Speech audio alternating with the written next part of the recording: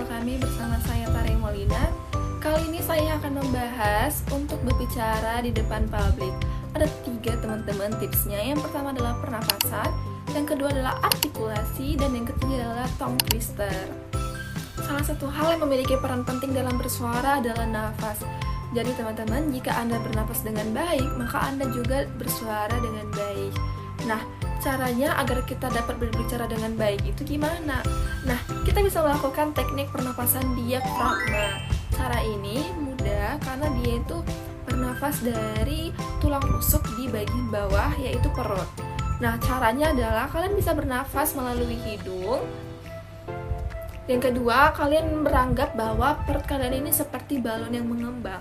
Jadi pas saat kalian menarik nafas, terus kalian menahannya di dalam perut, otomatis perut itu akan jadi seperti balon dan dia bakalan kayak buncit gitu. Setelah itu kalian bisa hembuskan nafas dan mengucapkan huruf S. Nah, begini contohnya.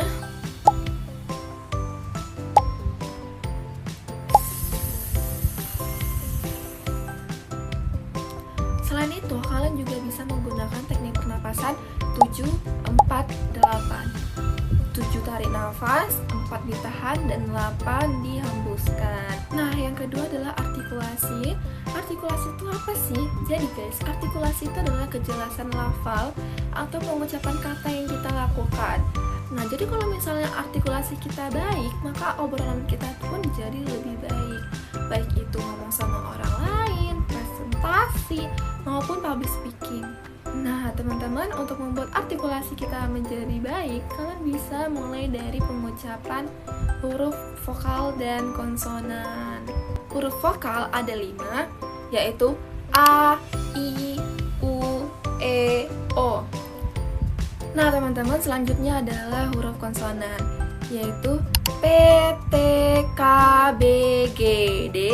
Jadi, nanti huruf konsonan ini bakalan digabung sama huruf vokal, sehingga hasilnya seperti ini: Pataka bagada, pitiki bikidi, putuku bugudu, PTG BGD, dan potoko bogodo. Nah, teman-teman, yang terakhir adalah tongue twister. Ini tuh agar kita ngomongnya lancar dan melatih otot-otot mulut kita. Kalian bisa mengucapkan kalimat-kalimat seperti ini: kemana, kenapa, mengapa, kepala digarut, kelapa diparut, 1 biru, 2 biru, 3 biru, 4 biru, 5 biru, bolak-balik belik bola bulat. Saya senang bergabung dengan Anda hari ini dalam apa yang akan tercatat dalam sejarah sebagai demonstrasi terbesar untuk kebebasan dalam sejarah bangsa kita. 5 tahun yang lalu, seorang Amerika yang hebat, yang dalam bayangan simbolisnya kita berdiri hari ini, menandatangani proklamasi emansipasi.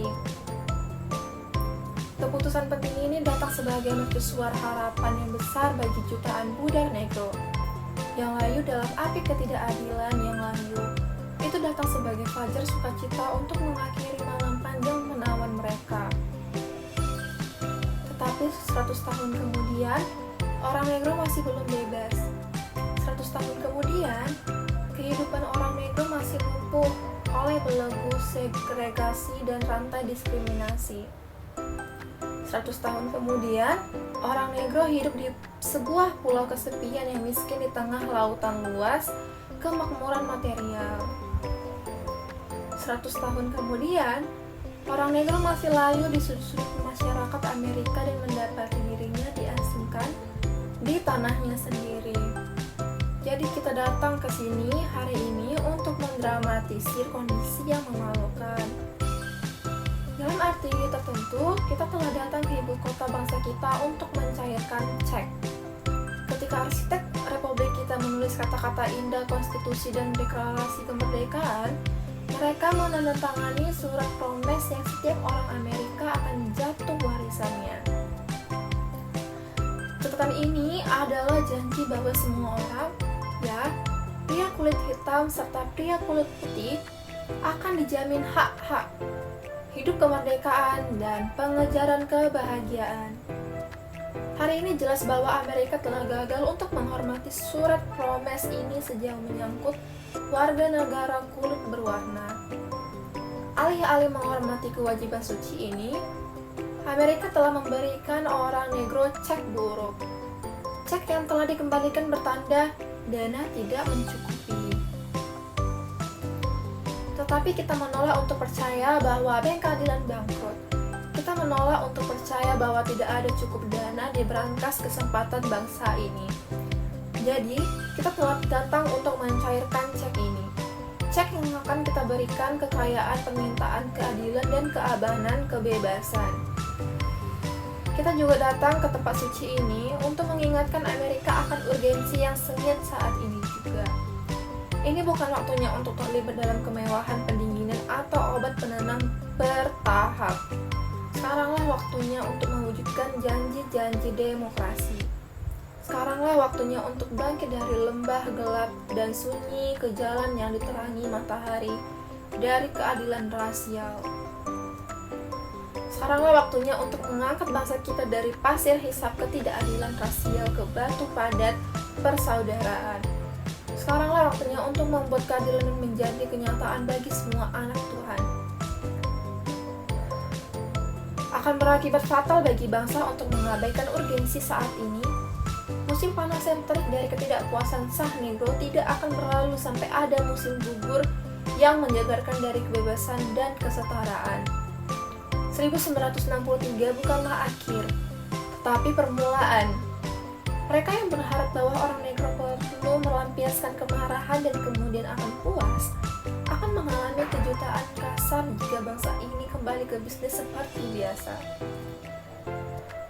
Tetapi, tidak akan ada istirahat atau ketenangan di Amerika sampai orang negro itu diberikan hak kewarganegaraan pada mereka.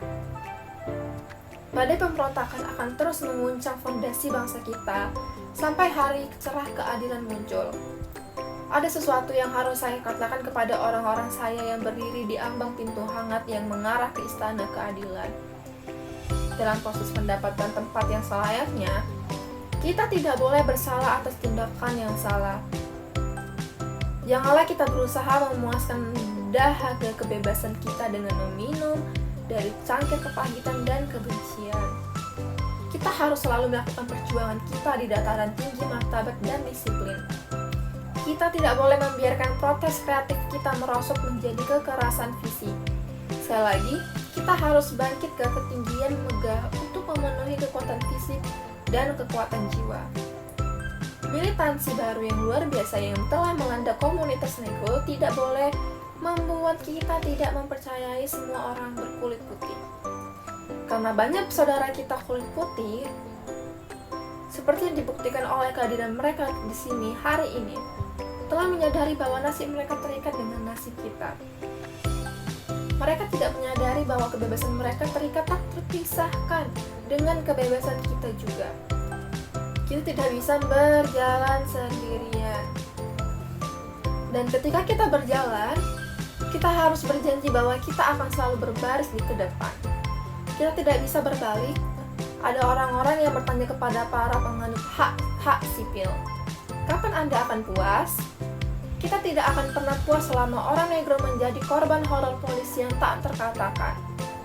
Kita tidak akan pernah puas selama tubuh kita yang lelah karena perjalanan yang berat tidak bisa mendapatkan penginapan di motel raya dan hotel-hotel kota.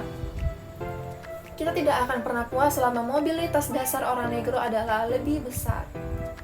Kita tidak akan pernah puas selama anak-anak kita dilucuti dari harga diri mereka oleh tanda-tanda yang merampas hanya untuk orang berkulit putih. Kita tidak akan pernah puas selama orang negro di Mississippi tidak dapat memilih dan seorang negro di New York percaya tidak memiliki apapun untuk dipilih. Tidak, kita tidak puas. Dan kita tidak akan puas sampai keadilan mengalir seperti air dan kebenaran seperti aliran yang deras. Saya tidak lupa bahwa beberapa dari Anda telah datang ke sini dari cobaan besar dan kesengsaraan. Beberapa dari Anda baru saja datang dari sel penjara yang sempit. Beberapa dari Anda datang dari daerah-daerah di mana upaya Anda untuk kebebasan telah membuat Anda babak belur oleh badai penganiayaan dan terhuyung-huyung oleh angin kekejaman polisi. Anda telah menjadi veteran penderitaan kreatif. Teruslah bekerja dengan keyakinan bahwa penderitaan yang tidak pantas bersifat penebusan. Kembalilah ke Mississippi, kembalilah ke Alabama, kembalilah ke South Carolina, kembalilah ke Georgia, kembalilah ke Louisiana, kembalilah ke daerah kumuh dan ghetto di kota-kota utara kita. Mengetahui bahwa entah bagaimana situasi ini bisa dan akan diubah, janganlah kita bergelut di lembah keputusasaan. Jadi, saya katakan kepada Anda hari ini, teman-teman saya, bahwa meskipun kita menghadapi kesulitan hari ini dan besok, saya masih memiliki mimpi. Itu adalah mimpi yang berakar dalam mimpi Amerika. Saya memiliki mimpi bahwa suatu hari bangsa ini akan bangkit dan hidup sesuai dengan makna sebenarnya dari keyakinannya. Kami memegang kebenaran ini sebagai bukti nyata bahwa semua manusia diciptakan sama. Saya memiliki mimpi bahwa suatu hari di Bukit-Bukit Merah Georgia, putra-putra mantan Buddha dan putra-putra mantan pemilik Buddha akan dapat duduk bersama di meja persaudaraan.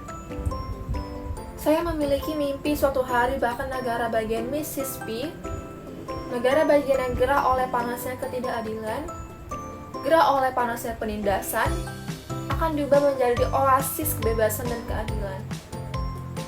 Saya memiliki mimpi bahwa keempat anak kecil saya suatu hari nanti akan hidup di negara di mana mereka tidak akan dinilai dari warna kulit mereka, tetapi dari isi karakter mereka.